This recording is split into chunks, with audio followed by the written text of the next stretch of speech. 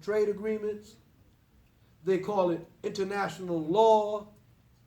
They have a whole lot of fancy names for doing the same thing they've always done. Take money the old-fashioned way, by stealing it and roughing it off. And if you don't like what we got to say, here's General Mad Dog Mattis. Mad Dog, growl at the people for me for a minute. All right, that's enough. Get, slobbered all over the mic. That's our Secretary of Defense, Mad Dog. Let's hear it for Mad Dog.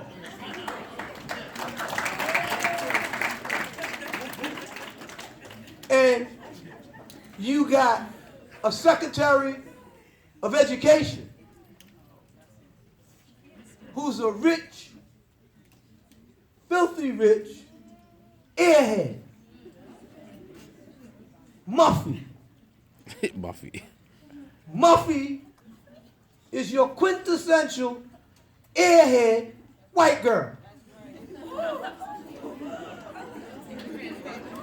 It's true. Think about it. Now, if they could satirize this on Saturday Night Live, I know you could take it here on Friday afternoon live. Now look at Muffy now. They ask her, what about guns in state school, in schools? What about guns in schools? She said, well, I'm sure that there's guns in school in Bear Trap, Wisconsin, because they got a problem with bears, so there might be one gun in there to scare the bear away. Now this is your Secretary of Education.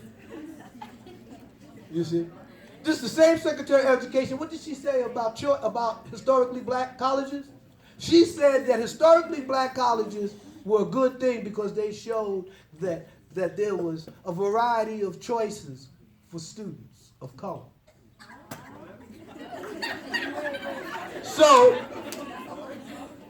and that might not be an exact quote. I don't want to. She said it was the result of educational choices. It's a result of educational choices, yeah. Yes, it's a result of educational choices. Now listen to this. We all know that historically black colleges came out of post-slavery South. When black kids couldn't enroll in white schools. Then we had to start our own schools, our own colleges. Where are we now? What are we now talking about in inner city? Homeschooling, starting our own schools again. We don't come full circle. And so Trump brings in all the historically black colleges and puts the office for managing their affairs back into the White House. And they all take a photo op and they all go about their business, and Trump moves on to the next issue. But historically black colleges came out of the need for black people to educate themselves. And historically black colleges has produced most of the professionals of color in the United States. In all of the categories that we want to talk about, medicine,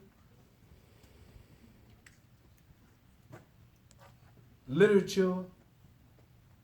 So we really need to understand that the people that you have at the top of your government at this historical moment in time is qualitatively no different than the people that you had at the top of your government 3 years ago.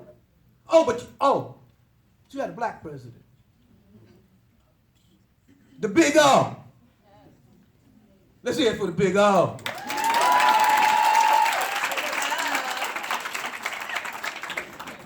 You know, the Big O was cool.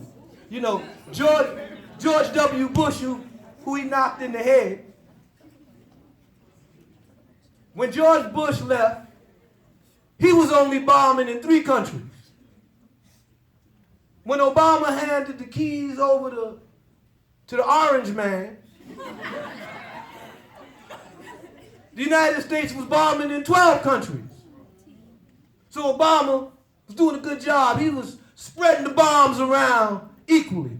Obama could be said to be a master of equal distribution of the pain without nobody even knowing they suffering. Obama